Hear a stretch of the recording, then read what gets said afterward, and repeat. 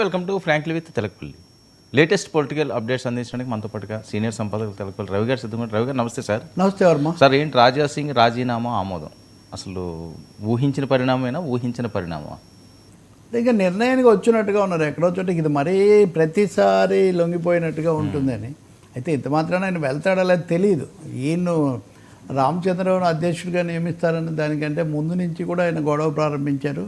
చాలాసార్లు రాజీనామా చేశారు కదా, నానా పులి కథలాగా. ఎవరు నేను కూడా మీతో అన్నాను కదా, ఎన్నిసార్లు రాజీనామాలు చేయలేదు, ఎన్నిసార్లు సస్పెండ్ చేయలేదని.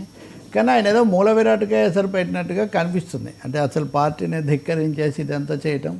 ఇంకోటి ఏమో అన్మేనేజబుల్ అనేది, కొత్తగా వచ్చిన ఆయనకు తలనొప్పులు ఉండకూడదు అనే ఒక అభిప్రాయం కూడా ఉండాలి. అదే నడ్డానే పార్టీ జాతీయ అధ్యక్షుడే స్వయంగా ప్రకటించారు కాబట్టి ప్రస్తుతానికనే అంటాను నేను. మీరు దీన్ని మరీ తీవ్రంగా తీసుకోకండి.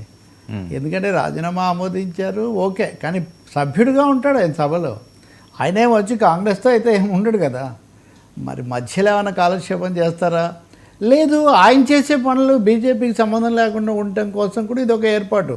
ఆయన సంఘ పరివార భావజాలం దాని నుంచి బయటకు వచ్చే ఛాన్స్ ఏం లేదు. గోషామహల్లోనూ ఇంకో చోట ఇప్పటికిప్పుడు బీజేపీకి ఇంకొక నాయకుడు వచ్చి గెలిచే పరిస్థితి ఏమి ఉండదు. కాబట్టి కొంచెం సేఫ్ జోన్ ఉందా, ఏమన్నా సేఫ్ జోన్లో ఉండటం కోసమే ఈ కార్యక్రమం చేశారని అనుకోవాల్సి వస్తుంది. ఇంకోటేమో మమ్మల్ని అధ్యక్షులు చేశారు, ఆయన రోజు సవాల్ చేస్తున్నాడు అనే ప్రశ్నకు కూడా ఇది ఒక సమాధానం కావచ్చు. మేము ఖచ్చితమైన party.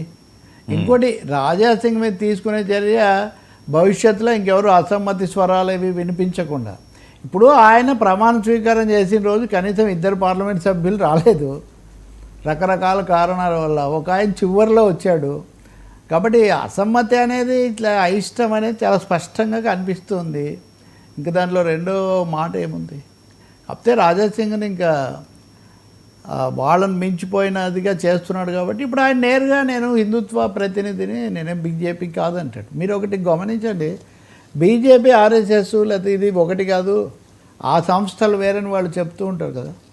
So Raja Singh May do that. ఇది ఒక వ్యూహాత్మకమైన వేటు కూడా కావచ్చు. ఆయన ఎలా స్పందిస్తారు మళ్ళీ మనం చూడాలి. ఇంకో పెద్ద ప్రశ్న, వీళ్ళు చాలామంది రేవంత్ రెడ్డితో కలిసి వ్యవహరిస్తున్నారు లేదా బీఆర్ఎస్తో కలిసి వ్యవహరిస్తున్నారని రాజాసింగ్ ఆరోపణలు చేశారు కదా. వాటికి జవాబులు ఖండనలే లేవు ఇప్పటికి కూడా. అది కూడా ఒక ప్రశ్న. కాబట్టి ఖచ్చితంగా ఒక స్టెప్పు, ఒక 2 దఫాల నుంచి కొనసాగుతున్నటువంటి రాజాసింగ్ను వాళ్ళు ఇప్పుడు సస్పెండ్ చేస్తున్నారు. అంతవరకు that's a fact sir. Sir, మరొక వైపు టీటీకి బండి సంజయ్ వార్నింగ్. తిరుమల తిరుపతి దేవస్థానానికి నేనేమి మిమ్మల్ని రిక్వెస్ట్ చేయట్లేదు, హెచ్చరిస్తున్నాను. 1000 మంది అన్యమత